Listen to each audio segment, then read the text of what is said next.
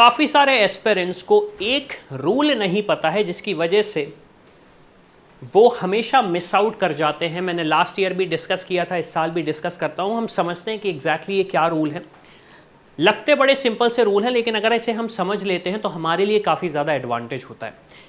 Official information bulletin में भी मैं बात करूं तो एक काफ़ी छोटे तरीके से समझाया गया है, लेकिन इसका एडवांटेज लेके यूजी में भी और पीजी में भी स्टूडेंट्स को अपने मन का कॉलेज मिल जाता है, इंक्लूडिंग पीजी में ब्रांच मिल जाती है। क्या है वो? देखिए, जैसे ही राउंड 1 का रिजल्ट आता है, टेक्निकली जिस भी राउंड का रिजल्ट आता है, एमसीसी एक लिस्ट जारी करता है क्लियर वैकेंसी की और एक वर्चुअल वैकेंसी की।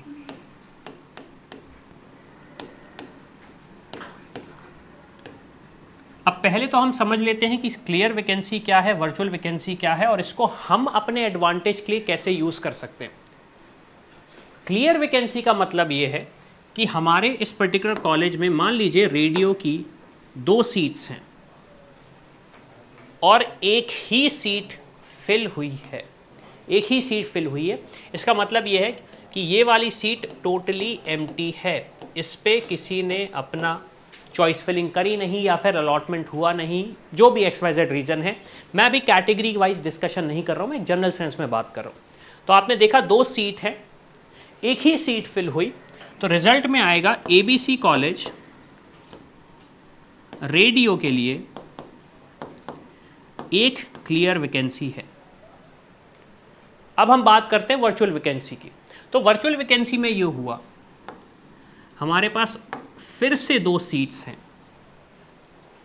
हमारे पास फिर से 2 सीट्स हैं।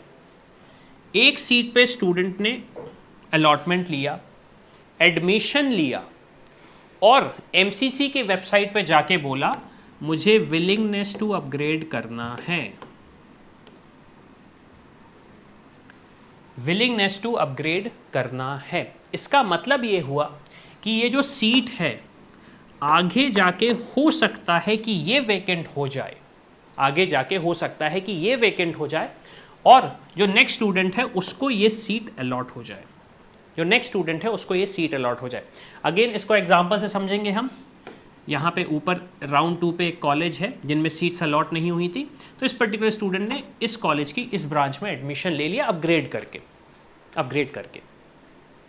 तो डिफरेंस तो हमें समझ में आया क्लियर वैकेंसी का, वर्चुअल वैकेंसी का। अब इसका एडवांटेज हम समझते हैं कि हम इसे कैसे काउंसलिंग में यूज कर सकते हैं। अब देखिए, काउंसलिंग ऑब्वियस सी बात है, हम डॉक्टर्स हैं तो हमें एक चीज़ समझनी पड़ेगी। जब हम पेशेंट से बात करते हैं तो हम पेशेंट से ये जानने की कोशिश करते हैं कि उसकी हिस्ट्री क्या है, जिससे हम बेटर एनालिसिस कर सके।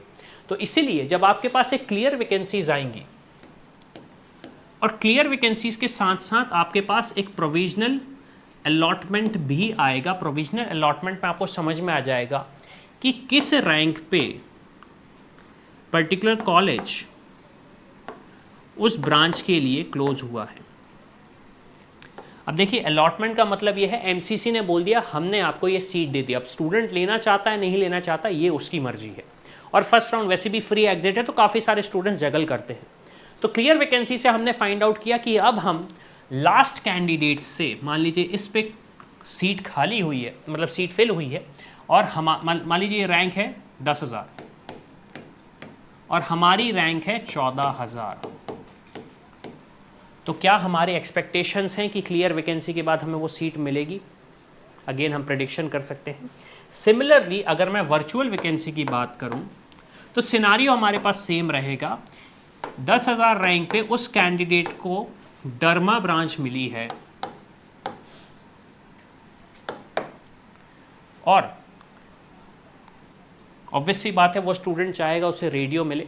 हम चाह रहे हैं कि हमें डर्मा मिल जाए क्योंकि रेडियो थोड़ी सी पॉसिबिलिटी मुझे कम लग रही है। मेरी रैंक है 10,500 और मुझे अभी एनेस्थीसिया मिली है। अब वर्चुअल वैकेंसी मुझे पता पड़ी कि अगर उसे रेडियो मिल रही है तो वो डर्मा की सीट खाली होगी। 10,500 मेरी रैंक है और मुझे एनेस्थीसिया से डर्मा की सीट मिल जाएगी। तो ये डिफरेंस हो जाता है वर्चुअल वैकेंसी क्लियर वैकेंसी में, और इससे हम इस तरीके से यूज़ कर सकते हैं। लेकिन ऑब्वियस सी बात है हमें प्रॉपर एनालिसिस करना पड़ेगा, हमें ये भी देखना पड़ेगा कि हम एग्जैक्टली कहाँ पे खड़े हैं, हम एग्जैक्टली कहाँ पे खड़े हैं। और अगर आपको कोई डाउट लगता है, समझ में नहीं आ रहा कि मुझे बेस्ट से बेस्ट ऑप्शन क्या मिल सकता है, मेरे पास कोई ऑप्शन समझ में नहीं आ रहे हैं, 2024 में ही चाहता हूँ कि मुझे कॉलेज मिल जाए, तो मेरा सजेशन ये रहेगा, आप नीचे जाइए, डिस्क्रिप्शन में आपको डिटेल्स मिलेंगे, वहाँ पे जाके फॉर्म फिल करें। आप हमें बताएं आपकी रैंक क्या है, आपका परसेंटाइल क्या है, क्या ब्रांच चाह रहे हैं, आपका बजट क्या है, आपकी रैंक क्या है, कहाँ से आपने MBBS किया, ये कुछ डिटेल्स हमें दें ताकि हम बेस्ट से बेस्ट गाइड कर सके कि आपको MCC की काउंसलिंग करना चाहिए या फिर आपकी स्टेट की काउंसलिंग करना चाहिए, या फिर इवन आप ड्रॉप भी ले सकते हो, क्योंकि काफ़ी सारे स्टूडेंट्स ऐसे हैं जिनके अच्छे मार्क्स आए और वो थोड़ा सा एफर्ट लगाएंगे, क्योंकि नीट PG काफ़ी पास है, थोड़ा सा एफर्ट लगाएंगे और हमें एक अच्छे से अच्छा ऑप्शन मिल सकता है। तो होपफुली आपको काफ़ी सारी चीज़ें क्लियर हुई हों। कोई भी डाउट है, कोई भी कन्फ्यूजन है, तो ऑब्वियस सी बात है आप हमारी टीम को रीच आउट करें। तो इसी के साथ मैं हूं अविनाश, मेरा काम है रास्ता दिखाना, उस पर चल के डॉक्टर बनना आपका। I hope you like this video. For more such videos, keep watching our channel. And do not forget to like, share and subscribe.